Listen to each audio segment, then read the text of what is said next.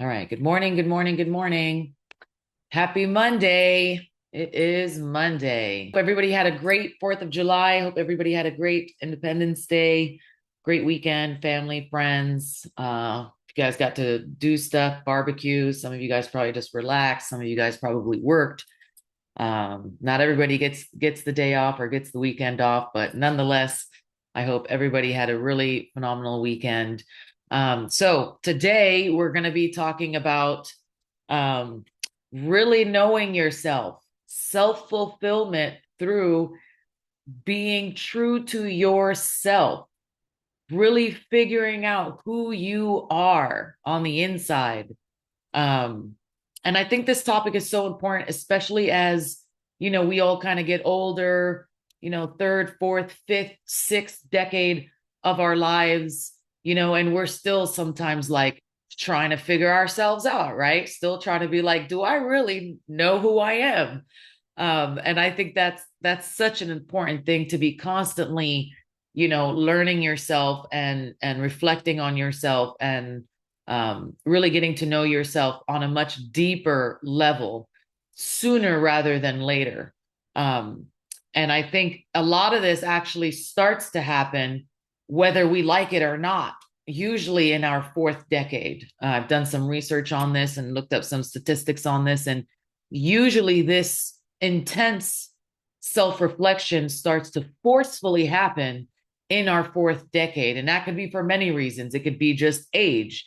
And, that's just something that ends up happening at this decade of our life. We start to question, am I happy? What am I doing here? Am I in the right career? Do I want to get out of this career? Am I enjoying my life? I don't have much time left. I'm already halfway there. So we really start to forcefully have to reflect on these things. And a lot of times, too, it could be life changes that cause us to forcefully start to look inward. Things like divorce. Maybe people are going through a divorce, and that forces them to look inward. That forces them to spend time with themselves. That forces them to now no longer have this other person that they're paying more attention to probably than they are themselves.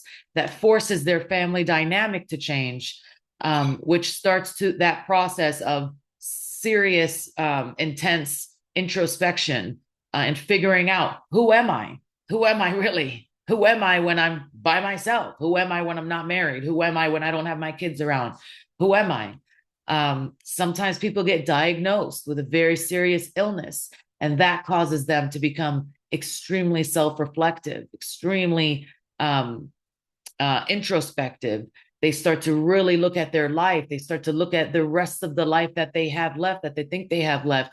They start to really, really, really look inward because it's such an intense feeling of not knowing and not knowing that you didn't know yourself this entire time. And you really want to now get to know who you are before the time is up.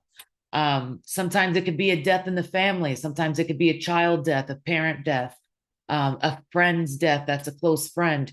It could be a death that could cause us to have this intense inward self-reflection. But I really love what he said. It's not about kind of figuring out, who you are and what you want to become. It's more about allowing your subconscious to really dive deep and learn the things that you've never let out, not let out to people, not let out to yourselves, the things that you've suppressed that you are not true to yourself about. We wear masks, right? We wear masks. So a lot of it is that type of self-reflection. Like, let me start taking all these masks off. Who am I when no one's looking? Who am I when I'm not judging my own self? I think that's the biggest question. Who am I when I'm not judging my own self? I think that is one of the most quality ways of self-reflection is when you can put down your own armor against your own self and don't judge yourself for the feelings, the thoughts that you might have, and instead get curious about those things. Hey, why do I think that way? Why don't I think I like people? Why don't I think I like myself? Why don't I think I like parenthood? Why do I feel like I'm just getting through the day? Right? Why do I feel like I don't like my job or my boss? Is it really a reflection of me? Am I projecting? Why do I have these thoughts that might be taboo? Why? And instead of just pushing them away, suppressing them, acting like they're not there, putting on the mask to ourselves and other people, get curious. Try to figure that part out. Get compassionate about yourself, right? I think the more that we allow ourselves that sense of curiosity, the deeper then we can go with ourselves. And that causes us to then not, God bless you, baby, not have to be afraid of other questions like, who am I really? Who am I really? Right? Do I really love myself? Do I really, really, really love myself? Or do I love the persona? The guy said that we create a persona about ourselves that is sometimes given to us, our name, our characteristics. Oh, you're so funny. When people are like, you're so funny as a kid, you grew up thinking, I'm a funny kid. I'm a funny person. Someone told me that. So that's what I now believe about myself. That's what I've become. Right. We start to like, our identity becomes what people have given to us over time instead of our identity coming from our true inner self that sometimes we shut down and close off because it doesn't coincide with what other people have been telling us or the persona that we want to put on to other people. And a lot of times that is the thing that leads to depression, anxiety, feelings of lostness. I'm unhappy. There's a deep feeling of unhappiness somewhere inside me. I don't know where it's coming from.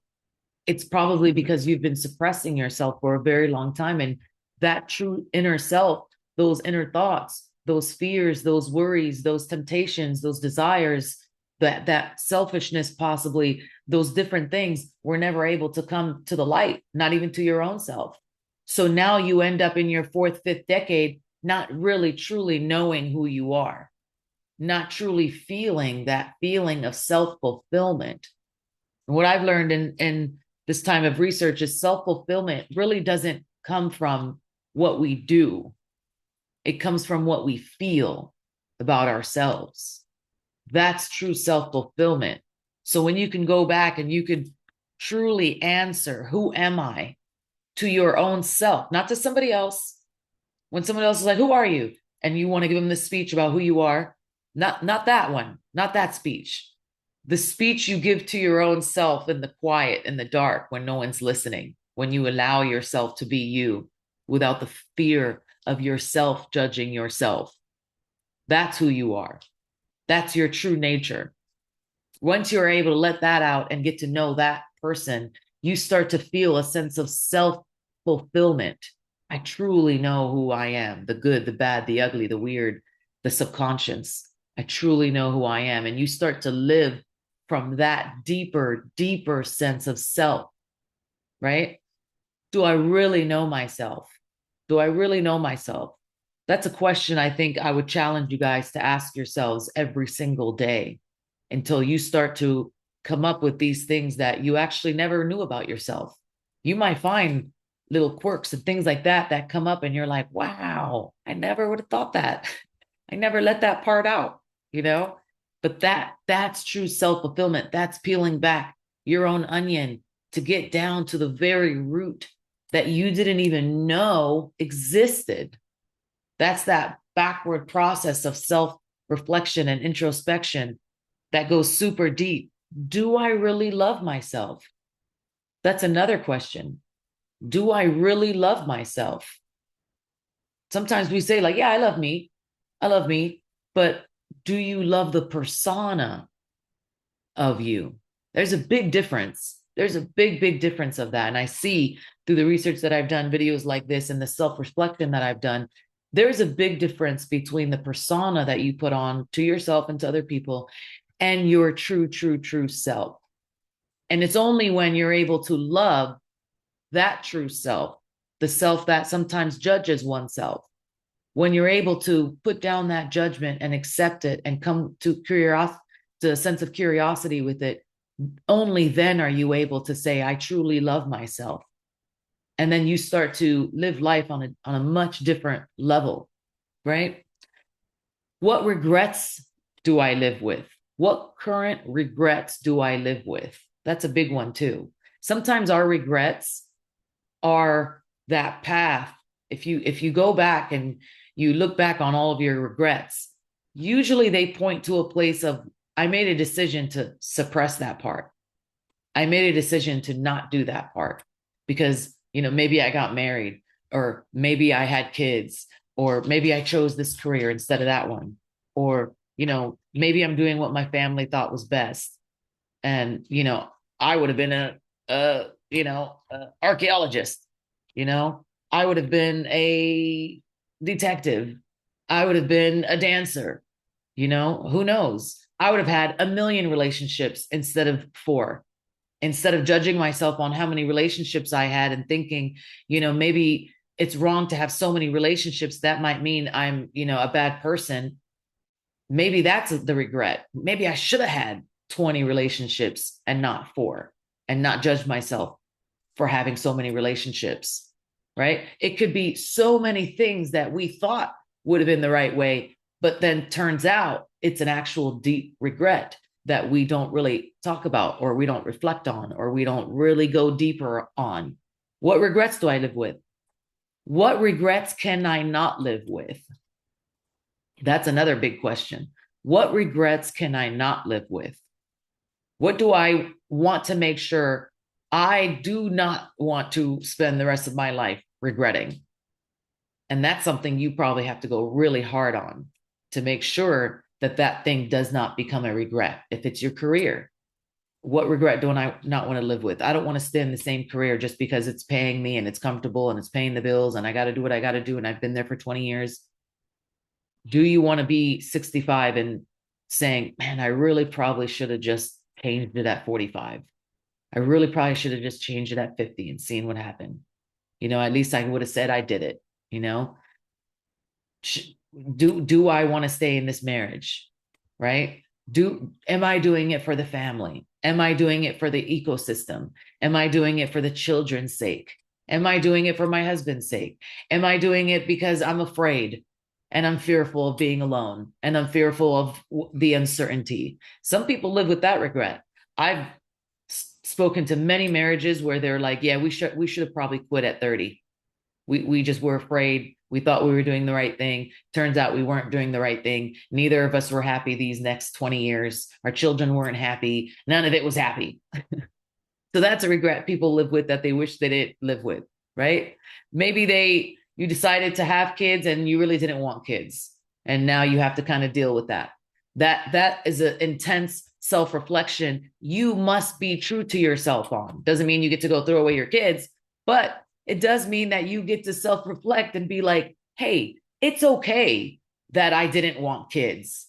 It's okay that I wish I never had kids still, even though I have kids. It's okay. I could be true to that sense of self. That's not selfish.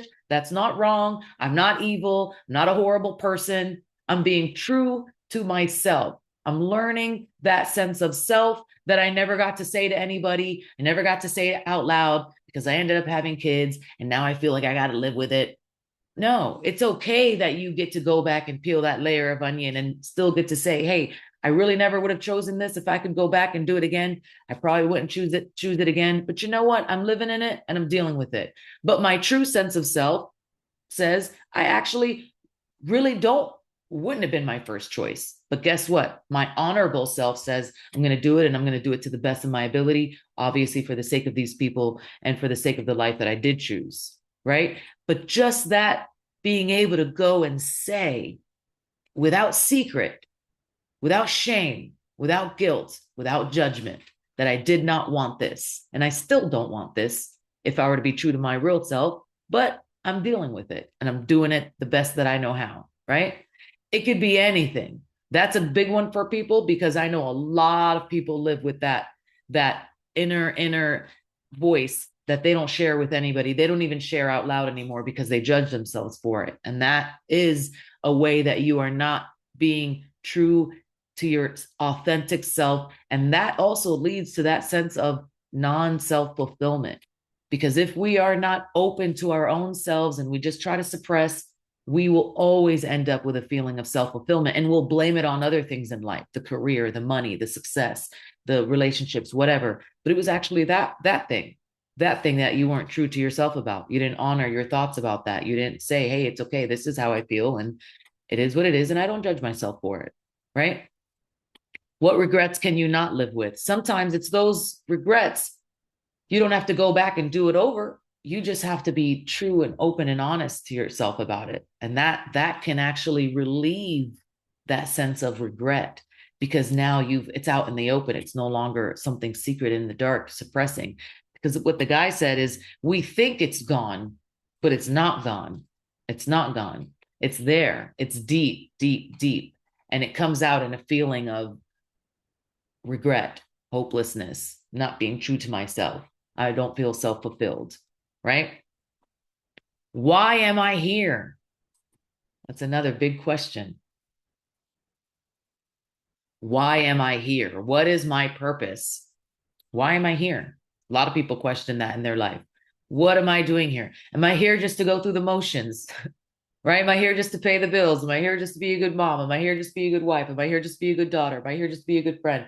Am I here just to get through life? Am I here just to do it big and make a lot of money and build a legacy? Why am I here? All of those things, when you really actually think about them, a lot of times when we think about our true selves and our purpose and our reason and our passions and everything, most of the time, it has to do with other people.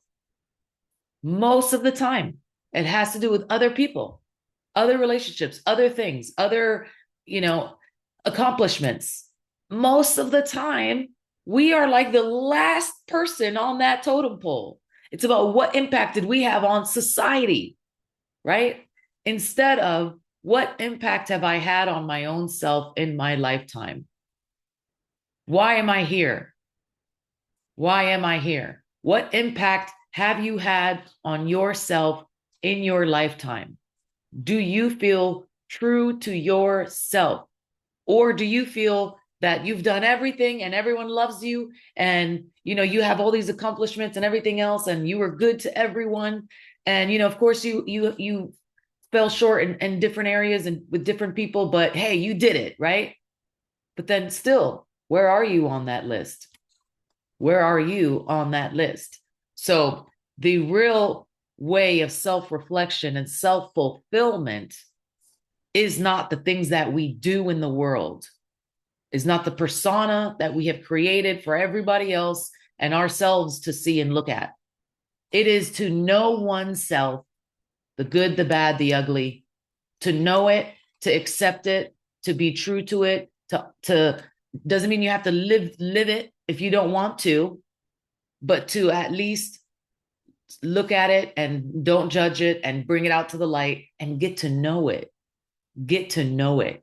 Get to know those deep parts of you that you might feel ashamed about, that you might feel judged about, that you might feel confused about. You're unsure. What does this mean? Where did this come from? I don't know. So I'm just going to put it away. Get to know that part. That is the true foundation of self-fulfillment. So if you guys did like that video, I'll put it in the chat for you. And I would look into more of those types of videos, more of those types of questions, real self-fulfillment questions that go on a deeper level, that have nothing to do with your accomplishments and what you do in the outward world, and that have everything to do with your inner thoughts. That is what I would meditate on. That is what I would research. That is what I would go after, because I could tell you guys, in the journey that I've just had in the past year of doing that, I've gotten to know myself on an entirely different, deeper level. And it's gotten me to that point of feeling like I don't got to do anything in the world. I just got to get to know myself, and I can still have that self-fulfillment, even if I don't do a damn thing in the rest of the world. That is what I want for you guys. I want that sense of fulfillment for you guys, even if you don't do anything else from this day forward for the rest of the world. At least you've been reflecting and knowing your true self and honoring your true self. So that is my hope for you guys in this next week, month, year, weeks, whatever it is. Really get to know yourself, and don't put yourself away. Actually go introspective, and get curious about yourself, and don't be judgmental, and don't sit in shame. Really get to know yourself, but that takes time and energy and lot of quiet time, a lot of research. If you guys want to reach out, please reach out to me anytime, and I'll put that video in the chat for you guys. I hope you guys have a wonderful week. God bless all you guys.